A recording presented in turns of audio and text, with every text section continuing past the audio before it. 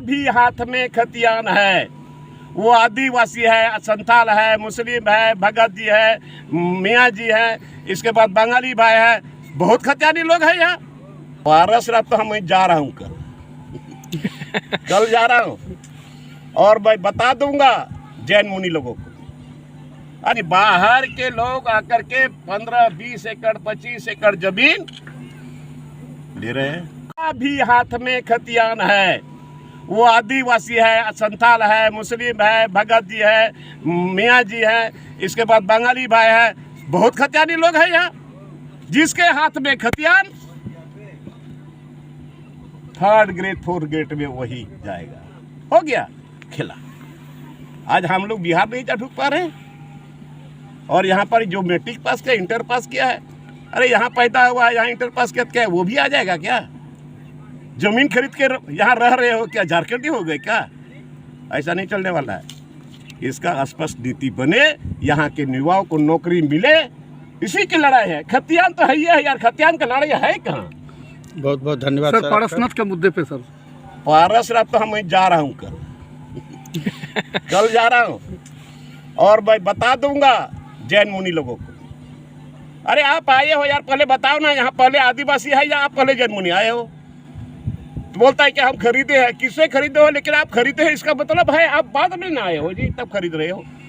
खरीदे हो अच्छी बात है। वहाँ के आदिवासियों ने आपको इतना सपोर्ट किया, इतना मदद किया कि कंधे पर यहाँ पर डोली लेकर के पहाड़ के ऊपर आदिवासी अभी भी लोगों को चढ़ा रहे, इतना बड़ा सहयोग किया। तो आज उसका जमीन को आप मंदिर बनाओगे, धर्मशाला बनाओगे, लकड़ी काटने से बना करोगे, तो ये सब थोड़ा चलने वाला है। इसलिए कल हम जा रहे हैं और दूसरे स्टेट से भी लोग आ रहे हैं। इसलिए अपना औकात में रहे और सरकार को तो हम ये बता देना, सरकार तो घुटना टेक लिया है। कमिटी बना दिया, सेंट्रल कमिटी, सेंट्रल गवर्नमेंट, और उसमें भी कमिटी जो देखिए आश्चर्य की बात कि 2 जैन मुनि और 1 आदिवासी। बोलिए कौन सी का कमिटी हुआ जी? अरे 5 आदमी का कमिटी बनता, 5 आदमी का कमिटी बनता तो उसमें जैन मुनि 2 रहते, आदिवासी 2 रहते, 1 अदर रहते, कोई भी फैसला होता, लिया जाता निर्णय इम्पार्शियली। लेकिन ये क्या बना दिया? और हम सरकार को अल्टीमेटम दिए हैं 25 जनवरी तक वहां के आदिवासी का अधिकार को बहाल करो, और हम 30 जनवरी को उली हाथों में बिरसा भगवान के जन्मस्थली में हम उपवास रखेंगे, और 2 फरवरी को भोगनाडी में अमर शहीद बाबा सिद्धो कान्हू की जन्मस्थली पर वहाँ पर हम उपवास रखेंगे।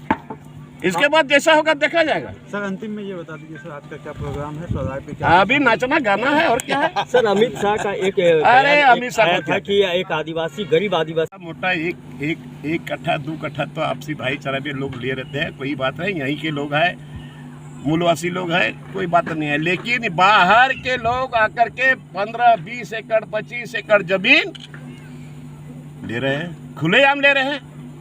अभी रांची में वही चीज हो रहा है। अभी सादा कागज में जमीन बिक रहा है। अभी आप देख लीजिए, वहाँ जमीन है, बोयरी जमीन है, सरना है, मसना है, हड़गड़ी है, सब तो बिक रहा है। कहाँ है कमिश्नर, कहाँ है डीसी, कहाँ है एसडीओ, कहाँ है सीईओ?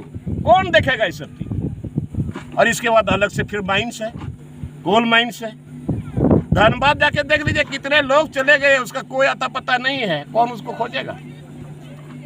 तो इसी तरह से हम लोग का जो एक्ट बना है उसका खुला धजिया उड़ रहा है और हमारे लोग यहाँ से उजड़ जा रहे हैं। ये जल जंगल जमीन की लड़ाई वाला पार्टी है। हमारे माननीय गुरुजी के नेतृत्व में ये आंदोलन हुआ। क्या आज जंगल सुरक्षित है क्या? आज क्या पर्यावरण बच रहा है क्या? तो यही सब चीज हम बोलते हैं, और यही चीज हम बोलते हैं तो लोबिन हम बागी हो रहा है। कहाँ बागी है? कहाँ सरकार के खिलाफ हम बोले हैं यार? क्यों बोलेंगे? हम भी झारखंड मुक्ति मोर्चा के हैं, आज से नहीं, शुरू से 1990 से हैं। झारखंड मुक्ति मोर्चा है, गुरुजी हमारे पूजनीय है, हमारे गुरु है, उन्होंने उंगली पकड़ कर हमें राजनीति सिखाया। तो हम क्यों इसका विरोध करें पार्टी का यार?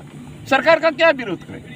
तो क्या पार्टी में रह करके, सरकार में रह करके जो हम देख रहे हैं, सामने हो रहा है, लोग देख रहे हैं, समझ रहे हैं, तो क्या ये बोलना भी कोई गुनाह है क्या?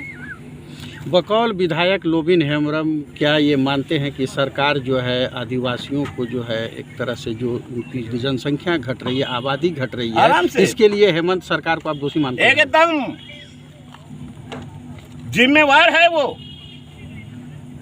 हमारी सरकार में हमारे लोग यहाँ से पलायन कर रहे हैं, कहीं चले जा रहे हैं, संख्या घट रहा है, कुपोषण से लोग पीड़ित हैं, तो कौन जिम्मेवार होगा? दूसरा तो जिम्मेवार नहीं होगा ना, सरकार का काम है ये सारा चीज। इस तरह की परिस्थितियां जो उत्पन्न हुई है, इस बाबत आपका आदिवासी समाज से क्या आह्वान होगा?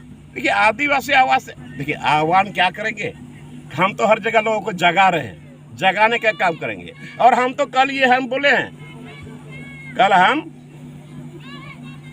कहाँ थे, हमने लातेहार में हमने कहा कि देखिए हमारे रहते सारा चीज हम देख रहे हैं, क्या हो रहा है नहीं हो रहा है, जो लोगों को उम्मीद था। सरकार विरोधी बयानों के लिए चर्चित हैं।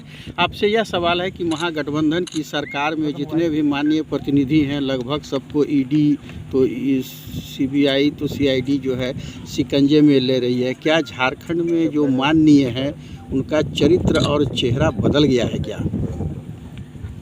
देखिए उतना दूर तक मैं नहीं जाऊंगा, बट ये आपने कहा कि हम चर्चित हैं, चर्चित तो हैं शायद, और मैं सच्चाई बोलता हूँ तब मैं चर्चित हूँ।